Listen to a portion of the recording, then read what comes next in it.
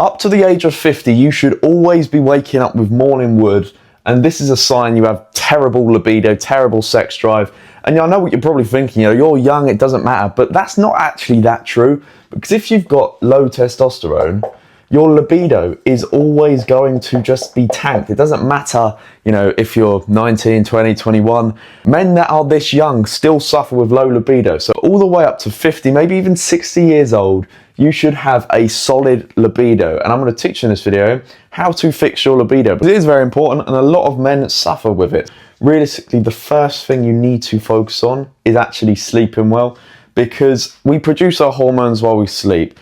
Especially testosterone is produced primarily during deep sleep.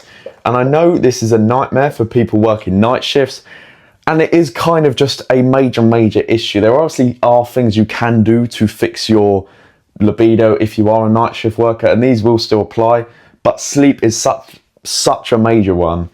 And to get better sleep, we need to obviously fix our sleep environment. This is like sleeping in a cold, dark and quiet room. We want it to be on a consistent schedule, so going to bed at the same time and waking up at the same time every single day.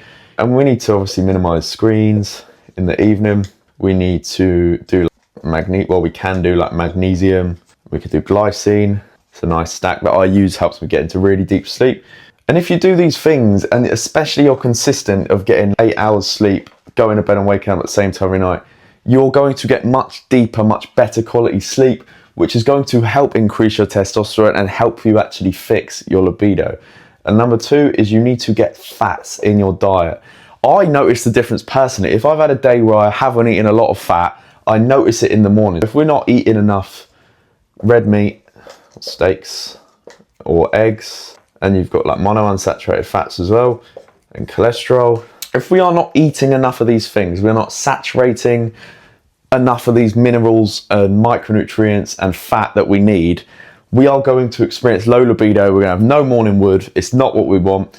You need to obviously, if you're a healthy individual, you can have a cholesterol target like 500 milligrams up to like 1.5 grams of cholesterol a day. Your body does produce cholesterol on its own, but for me, it's about having an abundance of cholesterol and saturating and making sure my body has the raw materials needed to actually produce testosterone and help optimize libido.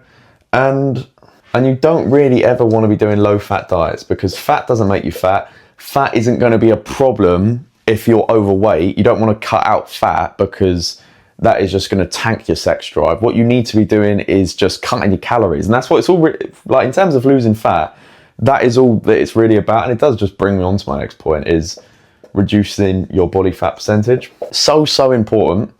If you're anything over 20%, this is going to be a problem. You want to be in between the 10 to 15% range, because anything over 20%, you're going to experience a lot of aromatization, the conversion of testosterone into estrogen, which is not what we want. Estrogen is the primary female sex hormone. It's going to give you man boobs. It's going to make you emotional. It's going to give you fat around your waist, things that you don't want. Obviously, we just do this pretty simply by being in a calorie deficit. You can lift weights, you can walk more, just things to help the calorie deficit, but ultimately that is what it's all about. Number 4 is you are watching this. It is poison to the mind of young and old men. It is just severe stimulation. It's not real. It absolutely tanks your sex drive. People think that they might have high sex drive. What they actually have is high lust and low real drive. And what cutting this out and increasing your testosterone is going to do, it's going to remove this, and it's going to increase the sex drive that you actually have. This has to go. It's an absolute non-negotiable. Anyone who tells you it's fine, take a look at what they look like, because they're going to look like shit. They're going to look like soy boys. You don't want this in your life at all. And the final one is alcohol. Alcohol is estrogenic. It tanks your sleep, it tanks your recovery, it tanks your testosterone and your hormones. There are so many problems that come with drinking alcohol, and just the stress it's going to put on you. If you've got high stress, this is going to kill your sex drive as well. Obviously, like your recovery, your sleep, absolutely everything is wrong with alcohol. If you drink once every month, once every 2 months, once every 3 months, is this going to be a problem? No.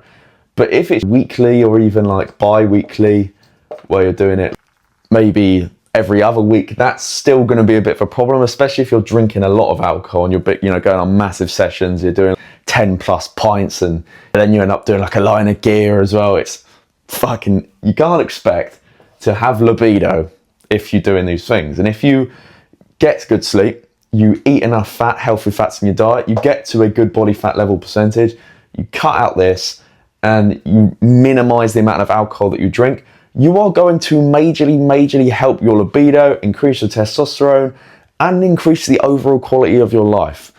And I teach guys this inside the High Testosterone Blueprint, which you can go and check out in the description if you want the full system to naturally increase your testosterone. And if you're serious about increasing your libido, getting high test, building muscle, losing fat, it's all in there. So you can go and check it out.